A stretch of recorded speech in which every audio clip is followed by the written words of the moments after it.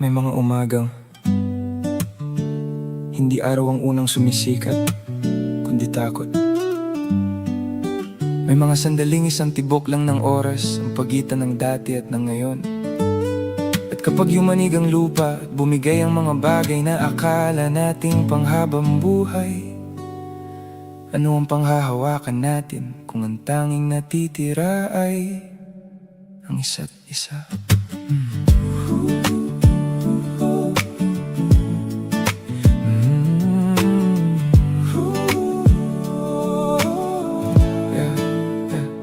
Nagising ang langit sa sigaw ng umaga, habang ang lupa'y dahan-dahang nagalit. May batang naghahanap ng sagot sa mundong biglang naging tahimik. May inang yakap-yakap ang pangamba, habang luha ay lihim na pinupunasan. May amang muling nagtatayo, kahit pagod na ang kanyang mga kamay. Dahil alam niyang sa bawat pagbagsak may dahilan upang bumangon muli.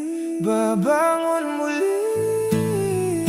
Kapag ang mundo'y gumuho sa paligid at ang bukas ay tila hindi makita, may liwanag pa ring marahang sumisilip sa pagitan ng mga bitak ng dilim. Sa pag tumigil ang pagyanig at humupa na ang unos, mananatili pa rin ang pag-asa na hindi natatangay ng alon. Kapag tumigil ang pagyanig, Diyos na kasama nating umiiyak at muling bumubuo ng mga pangarap. Mga pangarap.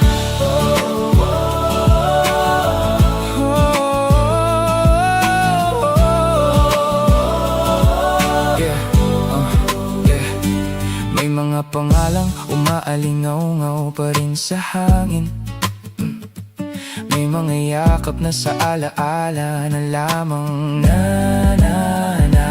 May mga pangarap na natabunan ng alikabok at katahimikan, at mga luha na hindi kayang tumbasan ng salita.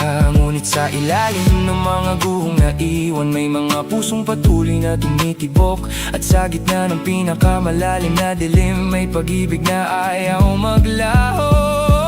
May mga sugat na hindi kayang pagalingin ng magdamag, ngunit may awa ang panahon at may liwanag na dahan-dahang dumarating. Sapagkat kahit ang pinakamahabang gabi ay sumusuko rin sa umaga.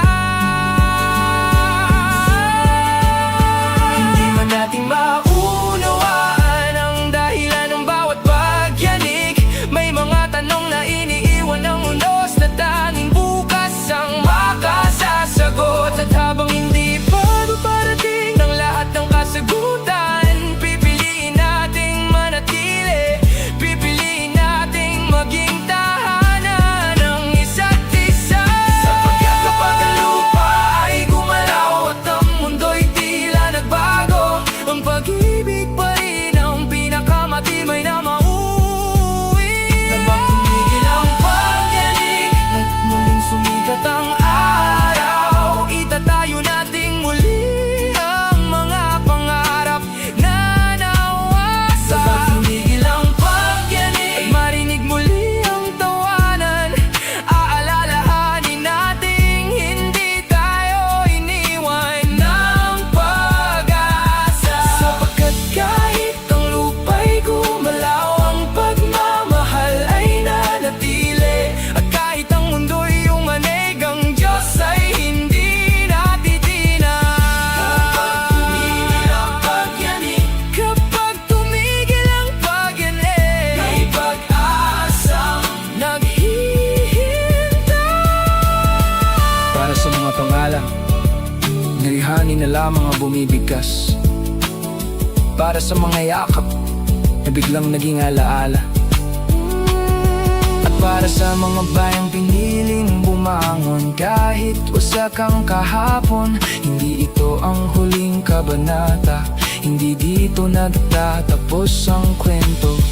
Sapagkat pagkatapos ng pinakamadilim na gabi, may liwanag na marunong maghintay.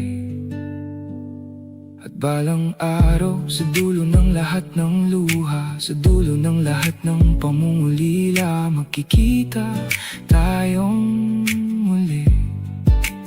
Kung saan wala ng pagyanig, wala ng pamamaalam, wala